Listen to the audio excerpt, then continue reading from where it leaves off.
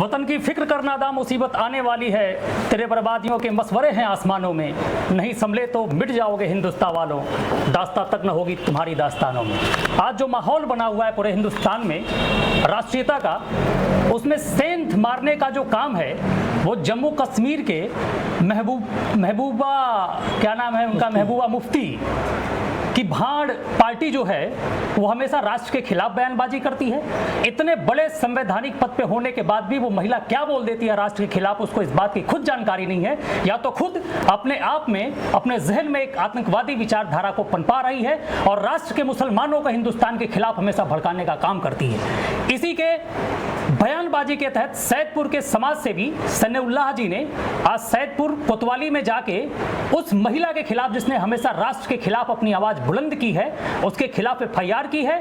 और सबसे बड़ी बात यह है कि पूरे हिंदुस्तान में बहुत सारे राष्ट्रवादी वकील हैं, बहुत सारे समाज सेवी हैं, लेकिन बहुत कम लोग इस तरीके का हिम्मत जुटा पाते हैं कि वो किसी इस तरीके की महिला की जो इस तरीके के बयानबाजी है उनके खिलाफ वो कोतवाली में जाए, वो कोर्ट में जाए, उनके खिलाफ एफआईआर करें। नमस्कार, आप सभी लोगों का बहुत बहुत स्वागत है शेयर विद शिवम में। और आज हमारे साथ उपस्थित हैं सन्नाउल्लाह सिद्दीकी जी। नमस्कार सर, बहुत बहुत स्वागत है आपका। ऐसा क्या बयान था महबूबा मुफ्ती का जिसके खिलाफ आपने एफआईआर कराई? पिछले हम लगभग लॉकडाउन के बाद से लगातार जो उनके बयान आ रहे हैं जी, विवादित बयान थे। हाँ। ऐसा लगता है कि पूरे देश के लोगों को धमकाया जा रहा है। कभी वो एक बयान था, कभी वो मेरी बात नहीं समझे तो मिट जाओगे, मर जाओगे। एक बयान था, अक्सर वो तालिबान और पाकिस्तान का जिक्र करती है। उनके तालिबान और पाकिस्तान के जिक्र से ऐसा लगता है कि उनके साथ तालिबानी और पाकिस्तानीकरण हो चुका है। मतलब उनके बयानों से ये बू आती है कि वो मेरे देश की बात नहीं करती, इस देश में रहती, इस देश की बात नहीं करती है, पाकिस्तान और अफगानिस्तान और तालिबान की बात करती है।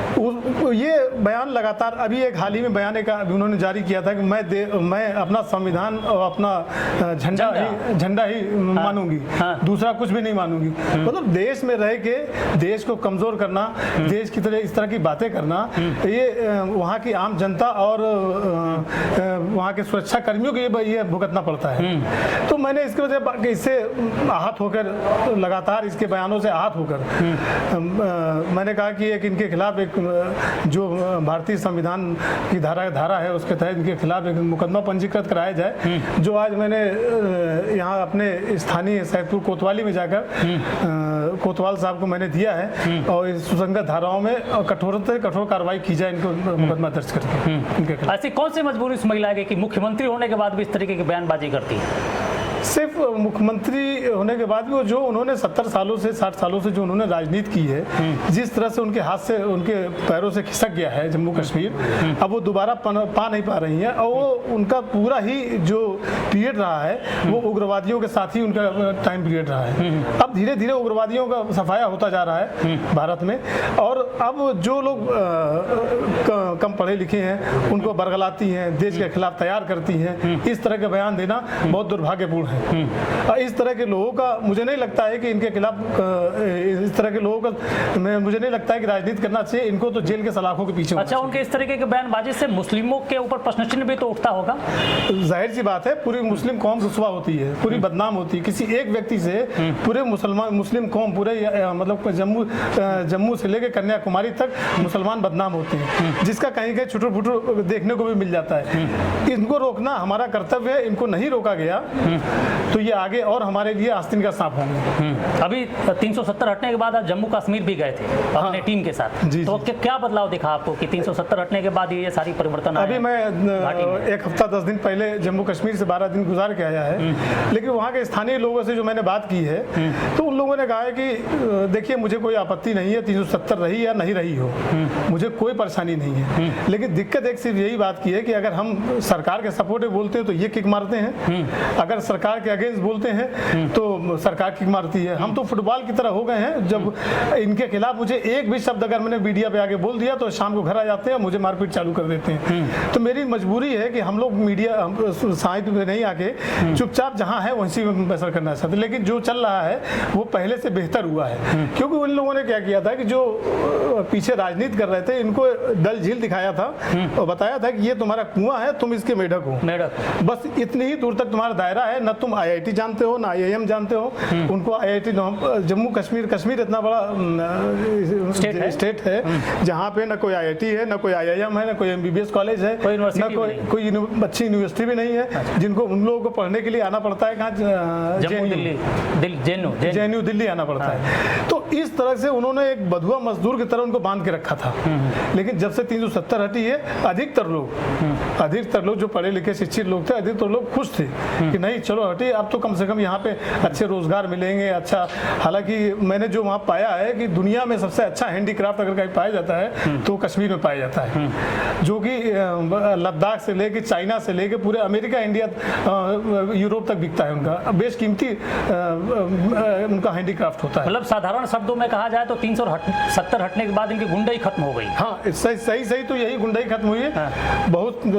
बहुत ज़्यादा तादाद में इनकी कमी आई हुई है। जो लोग अब बाहर निकल रहे हैं, देख रहे हैं 370 के बाद जो सुविधाएं उनको मिल रही है, उससे बहुत लोग वहाँ पे खुश हैं। अच्छा, घाटी में जो परिवर्तन हो रहा है इनको बर्दाश्त नहीं हो रहा है। वो यही चीज़ें हैं ना, इसीलिए बरगला के इस तरह के बयान देती है जिसपे अभी तक कोई कार्रवाई नहीं हुई। मैं चाहता हूँ कि इस पर कठोरतम कार्रवाई हो और इनको जल्द से जल्द सलाखों के पीछे भेजा जाए। अच्छा, गाजीपुर के भूतपूर्व सांसद जी, इस समय वो राज्यपाल हैं जम्मू एंड कश्मीर की, उनसे आपकी मुलाकात हुई? जी, मुलाकात मेरी हुई। कैसा काम चल रहा है उनका? नहीं, जम्मू कश्मीर के जहाँ जिस तरह से जिसको विकास पुरुष यहाँ कहते थे, मनोज सिन्हा जी वहाँ से गए, तो मनोज सिन्हा जी के बारे में मैंने फीडबैक लिया ज़मीन पे उतर के। लाल चौक से लेके तमाम जगह पे हम लोग पैदल घूमे और तमाम दुकानदारों से, जिसके फुटेज भी साक्षात मेरे पास हैं। लेकिन लोगों ने मनोज सिन्हा को बहुत अच्छा कहा।